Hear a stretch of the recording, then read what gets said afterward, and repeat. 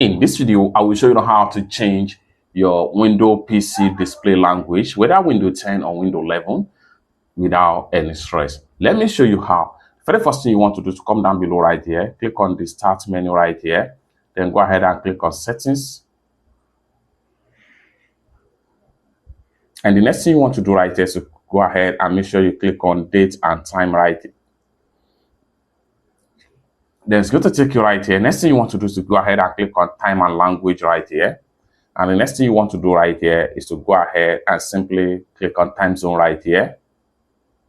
Then under the time zone, simply scroll down right here. Scroll down until you get to Language and Region right here. Click on Language and Region. Then here you go. Now here, this is by default language right here. Window features like Settings and File Explorer will appear in this language. So what you need to do is to click on here. This is by default, right? Now, if you want to change to your preferred language, let's say the language you have here is not English language and you want to change to another language, or you want to change from English language to another language, what you want to do right here is that you want to make sure you click on Add a Language right here. Click on Add a Language, and this is going to pump up right here. So at the time of making this video, these are available languages right here in my Windows PC. The more you scroll down, the more you see different languages right here.